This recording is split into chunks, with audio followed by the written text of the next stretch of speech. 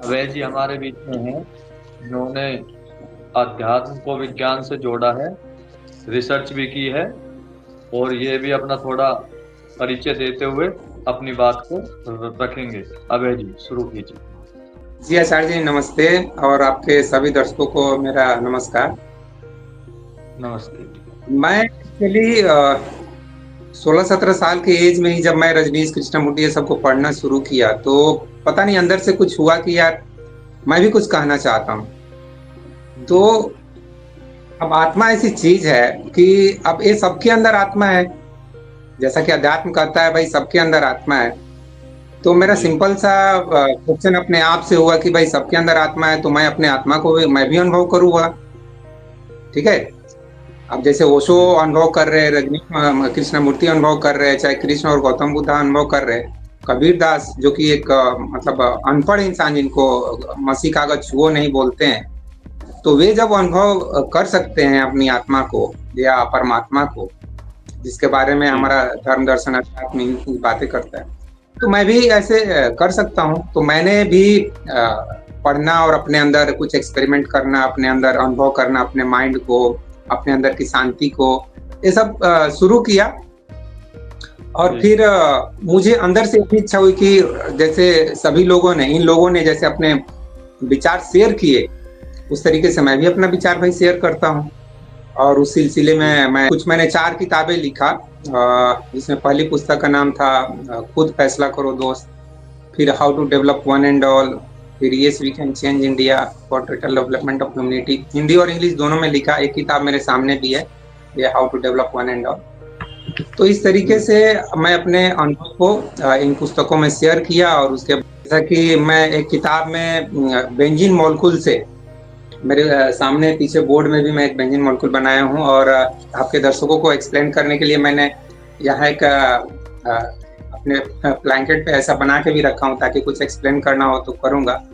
तो मैंने, जी जैसा कि आप देख रहे हैं, बेंजीन मॉलिक्यूल को मैं, इसके एक एटम को मैं माइंड से, ब्रेन से कंपेयर किया हूँ, और इसके बेंजीन रिंग को जिसमें 3 इलेक्ट्रॉन होते हैं उसको सोल से कंपेयर किया हूँ। और बाकी ये सब जो ऑर्गन्स है, जैसे कि ये दोनों ऊपर हाथ हो गए, नीचे 2 पैर हो गए, ये हमारा नीचे में रिप्रोडक्टिव सिस्टम हो गया, ये जो कार्बन एटम्स है 6 कॉर्नर पे, ये सबको किडनी, लीवर, ये सबसे हार्ट, ये सबसे कंपेयर कर सकते हैं। बेसिकली एक ये बोलते हैं ना कि एक सिंबॉलिक वे में रिप्रेजेंट करने के लिए ह्यूमन बॉडी का जो माइंड और सोल का जो रिलेशनशिप है, उसको समझने के लिए मैंने इस तरीके से कंपेयर किया। और इसका सच पूछे तो इसका जो आइडिया है वो मुझे, जब मैं खुद आईआईटी की तैयारी कर रहा था, इंजीनियरिंग की तैयारी कर रहा था, जब मैं खुद फिजिक्स केमिस्ट्री मैथ पढ़ रहा था, उसी समय कुछ आइडिया ये सब आने लगे।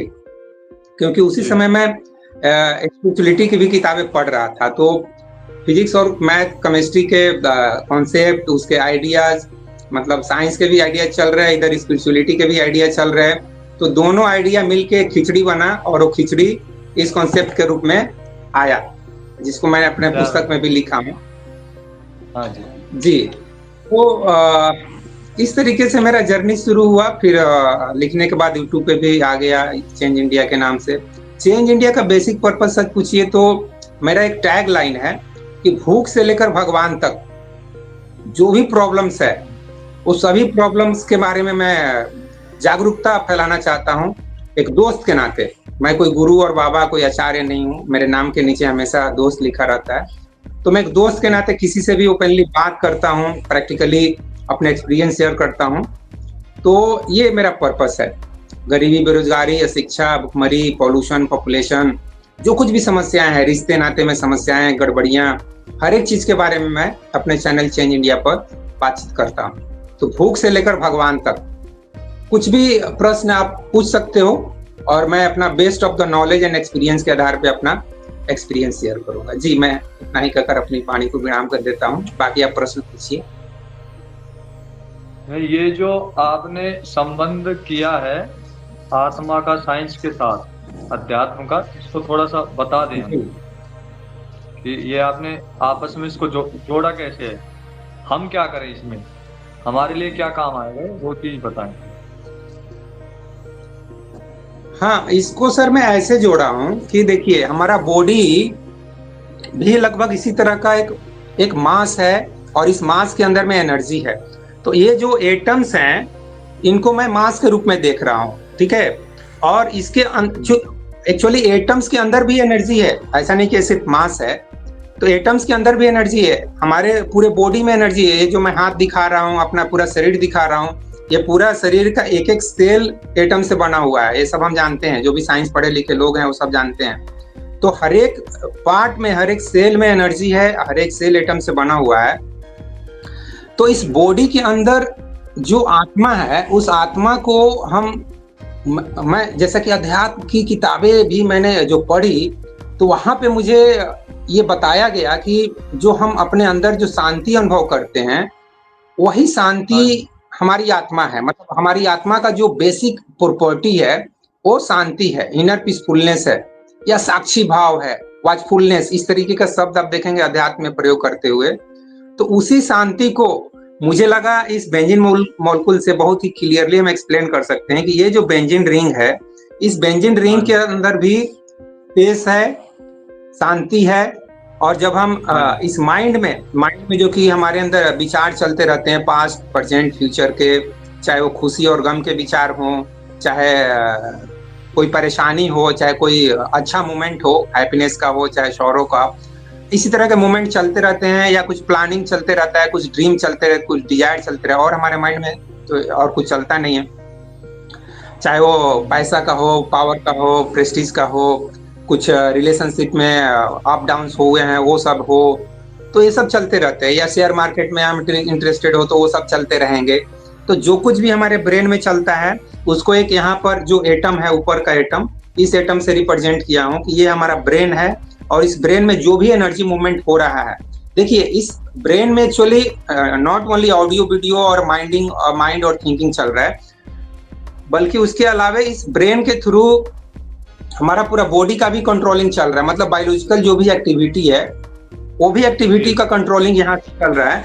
लेकिन मेरा इस कॉन्सेप्ट के हिसाब से जो हमारे बॉडी में जो कुछ भी एक्टिविटी चल रहा है, चाहे वो बायोलॉजिकल हो, चाहे वो हमारे ब्रेन में जो कुछ भी थिंकिंग चल रहा है, वो सब भी, वो सबको बेसिकली मैं कहता हूँ हमारा सोल, ये जो बेंजीन रिंग है, ये बेंजीन रिंग कंट्रोल करता है। इस बेंजीन रिंग का भी एक पार्ट है या हमारा माइंड। मतलब हमारे ब्रेन में जो कुछ भी थिंकिंग चल रहा है, वो थिंकिंग भी हमारे सोल का एक पार्ट में चल रहा है। समझ गए ना मैं क्या कहना चाह रहा हूँ? तो बेसिक जो कंट्रोलर है वो हमारा सोल है, ना कि हमारा ब्रेन है या माइंड है। तो इस तरीके से मैं इस मॉलिक्यूल को हमारे बॉडी के रूप में देखता हूँ। जी, आप भी एक आचार्य हैं, आपको भी इस चीज का अनुभव हुआ होगा, तो आप भी इस बारे में कमेंट कर सकते हैं कि मैं अगर कुछ गलत बातचीत कर रहा हूँ इस कॉन्सेप्ट के माध्यम से, तो आप मुझे क्रॉस क्वेश्चन कर सकते हैं। जी आचार्य जी। जी, और कुछ या यहीं तक कहना था? आपको और कुछ भी इसके बारे में बताना हो और गहराई से कि ये आपने बताया है, ये हमारे मेडिटेशन में क्या काम करेगा, हम क्या सोच के पहुंचे वहां पे? हाँ, वेरी गुड। मेडिटेशन में आप भी बैठते होंगे। मेडिटेशन में होता क्या है कि हम बेसिकली थॉटलेस होने की कोशिश करते हैं। मेडिटेशन में हम अपने थिंकिंग को देखने की कोशिश करते हैं। जैसा कि मेडिटेशन में जैसे गौतम बुद्धा ने जो टेक्निक बताया है, वो बोलते हैं आप अपने श्वासों पर ध्यान दो, श्वास जो आ रही है जा रही है। तो वो श्वास पे आने जाने को देखने का बेसिकली पर्पस ये है कि आपके माइंड में जो कुछ भी चल रहा है, आपका ध्यान वहां से हट के आपके सांसों, और सांस पर जब जाएगा तो सांस में कोई थिंकिंग नहीं है। सांस एक हवा है जो नाक से जा रही है और नाक से बाहर निकल रही है। तो गौतम बुद्धा एक तरह से कोशिश कर रहे हैं कि आपका जो ध्यान है थिंकिंग से, यहाँ पे जो कुछ भी चल रहा है, ऑडियो वीडियो क्लिप्स या ऑडियो वीडियो फॉर्म में कुछ एनर्जी जो मूवमेंट हो रहा है, उस एनर्जी से आपका ध्यान हटकर यहाँ नाक के थ्रू जो हवा आ रही है जा रही है वहां पे चला जाए। या कोई कहता है कि कोई दीपक पे ध्यान दो, या आंखें बंद करके कोई बोलता है दिमाग में जो कुछ भी चल रहा है उस पर उसको देखो। तो ये देखने वाला कौन है?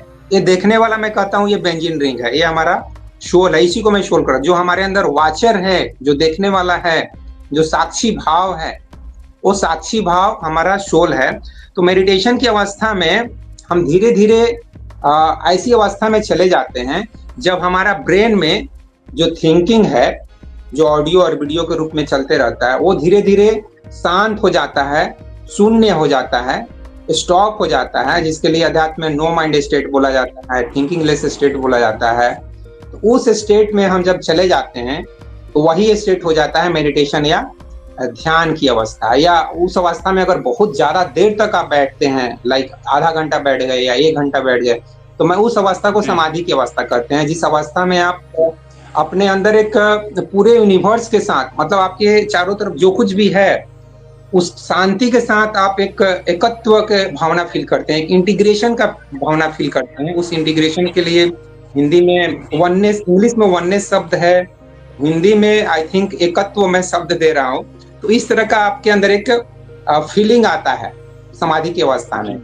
और उस अवस्था में बैठने से ये भी मैं कहूंगा कि आपके अंदर एक नेचुरल अवेयरनेस आता है, एक नेचुरल समझ आता है, एक आपके लाइफ में एक स्थिरता आती है, एक सेंसिबिलिटी आती है। मतलब एक आप अपने लाइफ को बेहतर तरीके से जी सकते हैं। उस अवस्था में जाने के बाद आपके अंदर जो समझदारी पैदा होती है, उस समझदारी का ऐसा प्रभाव होता है कि आप फिर किसी के साथ झूठ बोलना आपको अच्छा नहीं लगेगा, किसी के साथ कुछ गलत करना अच्छा नहीं लगेगा, कुछ भी। जैसे कि ये लोग जो गौतम बुद्ध हुए, चाहे और भी जो व्यक्ति हुए, महावीर हुए, ये लोग कुछ कमांड दिए हैं, चाहे मोहम्मद साहब कुछ कमांड दिए हैं, चाहे जीसस साहब कुछ कमांड दिए, साहब मैं बोल रहा हूँ, साहब नहीं बोलना चाहिए, जीसस जी कुछ कमांड दिए हैं। तो ये लोग कमांड क्या दिए हैं? जैसे कि झूठ मत बोलो, चोरी मत करो, व्यभिचार मत करो, मतलब जो कुछ भी हमारे समाज में जिसको गलत समझा जाता है, या दारू शराब मत पियो।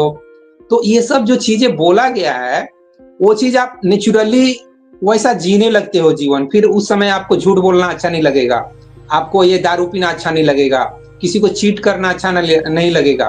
तो नेचुरली आप वैसे जिंदगी जीने लगते हैं। ये प्रभाव होता है उस अवस्था में जाने के बाद। जी, एक तो आपने जी, कबीर जी को अनपढ़ बताया, तो अनपढ़ शब्द को थोड़ा परिभाषित करें कि किस आधार पर अनपढ़ हुए।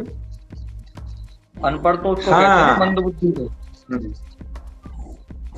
जी, जी, जी। देखिए, कबीर दास को मैं संभवतः जितने भी इस धरती पे आध्यात्मिक या धार्मिक व्यक्ति पैदा हुए हैं, उन सब में सबसे ज्यादा मैं प्यार करता हूँ, सबसे ज्यादा प्यार करता हूँ। मैं बोल रहा हूँ, इस चीज पे ध्यान दीजिए, सबसे ज्यादा मैं उनको रिस्पेक्ट करता हूँ। और कारण यही है कि वो बहुत ही ऑर्डिनरी बंदा है, बहुत ही ऑर्डिनरी व्यक्ति हैं, बहुत ही ऑर्डिनरी लाइफ स्टाइल उनकी है। मतलब कपड़े बुनना और मतलब कोई गलत काम नहीं करना, बहुत ही सिंपल। जैसे कि आज के गुरु और बाबा को देखेंगे, इवन आचार्य प्रशांत को मैं बहुत क्रिटिसाइज करता हूँ। अभी रिसेंटली जाया किशोरी की घटना घटी कि वो 2-3 लाख का डायर कंपनी का बैग यूज कर रही है, और अब बोलती है कि मैं साध्वी नहीं हूँ। तो सभी गुरु को देख लीजिए, हमारे देश में जितने भी गुरु हैं, सभी कोशिश कर रहे हैं बहुत सारा पैसा कमाएं, बहुत सारा वेल्थ कमाएं और बहुत एक लग्जरियस लाइफ जिए। और ये लोग जब बात करते हैं सिंपल लाइफ की और हाई थिंकिंग की, तो इनके कथनी और करनी में कितना फर्क है। मैं बिल्कुल भी इसी कारण इन सबको मैं बहुत ही ज्यादा क्रिटिसाइज करता हूँ। और इसी संदर्भ में आप कबीर दास को देख, इवन रजनीश को भी मैं क्रिटिसाइज करता हूँ। यार, रजनीश जैसा व्यक्ति गौतम बुद्धा के बारे में बात करने लायक नहीं है। गांधी जी बात कर सकते हैं क्योंकि वो सिंपल लाइफ जिए, तुम कैसे बात कर सकते हो? इवन आचार्य प्रशांत को ही बोलता हूँ, तुम कैसे बात कर सकते हो गौतम बुद्धा और कबीर दास के बारे में? कबीर दास के बारे में वही बात कर सकता है जो सिंपल लाइफ जीता है, वैसा लाइफ जीता है जो मतलब सिंपल लाइफ और हाई थिंकिंग कबीर दास के जैसा। तो कबीर दास को मैं अनपढ़ इस संदर्भ में कह रहा हूं कि उनके पास कोई किताबी ज्ञान नहीं था। अब जैसे कि मैं यहाँ पे आपको एक साइंस और स्पिरिचुअलिटी को कनेक्ट करके एक ह्यूमन बॉडी को एक बेंजामिन मॉलिक्यूल से कंपेयर कर रहा हूँ। कबीर दास को आप बोलोगे कि ऐसे कंपेयर कर दो, तो कबीर दास नहीं कंपेयर कर पाएंगे, उनको ये सब का नॉलेज नहीं था। वो बल्कि पढ़े, वो तो खुद उनका स्टेटमेंट है ना कि मसीह कागज छुओ नहीं, मैंने कागज कॉपी छुआ नहीं, मैं स्याही छुआ नहीं, मैंने कुछ लिखा पढ़ा नहीं। ये उनका स्टेटमेंट है, मैं थोड़ी जो बोल रहा हूँ, ये उनका स्टेटमेंट है। तो होता क्या है ऐसे व्यक्ति के साथ कि उनके माइंड में जो ऊपर ये इस एटम से तुलना किया हूँ ब्रेन का, उनके माइंड में ये सब नॉलेज नहीं है। क्योंकि कबीरदास कुछ 500 साल या 600 साल पहले पैदा हुए, 500 आई थिंक अप्रोक्स। तो उनके पहले तो बहुत सारे लोगों ने बहुत ज्यादा ज्ञान देके गए, लाइक कृष्ण ज्ञान देके गए हैं, गौतम बुद्धा ज्ञान देके गए हैं, और भी शंकराचार्य और भी बहुत सारे गुरु और बाबा आचार्य ज्ञान देके गए हैं। तो उन्होंने शायद किसी के भी ज्ञान को इतना ज्यादा पढ़ा तो नहीं होगा, जो कुछ भी होगा वो सुना ही होगा। शायद उनके कोई गुरु थे, रामानंद सागर उनका कुछ नाम था, मुझे नाम याद नहीं आ रहा ठीक से। तो उन्होंने कुछ सुनाया होगा, लेकिन ये खुद किताब रख के किसी का किताब पढ़ना ऐसा वो नहीं किए हैं। किताब लिखना तो दूर की बात है, वो पढ़े भी नहीं है। तो इस संदर्भ में वो खुद चूंकि बोल रहे हैं कि मैं अनपढ़ हूँ, तो मैं इसलिए अनपढ़ उनको बोल दिया। भले ही कबीरदास जी के माइंड में बहुत सारे डाटा नहीं है, बहुत सारी इंफॉर्मेशन नहीं है। जैसा कि आज के टाइम पे आप देखेंगे गूगल में डाटा भरा हुआ है, हर एक चीज के बारे में गूगल पे इंफॉर्मेशन है।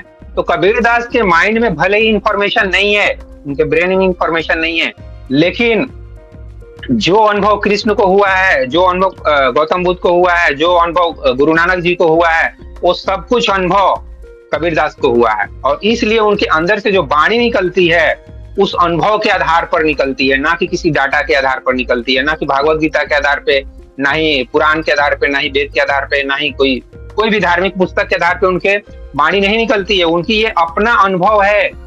पोथी पढ़ी पढ़ी जग मुआ, पंडित भाया न कोई, ढाई अक्षर प्रेम के पढ़े तो पंडित है। ये उनका अपने अंदर का भाव है जिसको शब्द दे रहे हैं। तो इस सेंस में मैं बोल देता हूँ। और बाकी कबीरदास को मैं काफी इज्जत करता हूँ, सच पूछी तो। जैसा कि मैंने बोला, इस धरती पे जितने भी गुरु बाबा और आचार्य हुए हैं, भगवान हुए हैं, सबसे ज्यादा मैं कबीरदास को रिस्पेक्ट देता हूँ जी। चलो, मैं ये कहना चाह रहा था जी, जो आत्मा के अंदर ज्ञान है, वो जो आपने कहा कि माइंड में ज्ञान नहीं है, लेकिन आत्मा में ज्ञान था। जो आत्मा में ज्ञान था वो उनके पास कहाँ से आया? जब उन्होंने यहाँ करके हासिल नहीं किया, तो जो आत्मा में ज्ञान लिया वो कहाँ से लिया, थोड़ा हमें बता दें।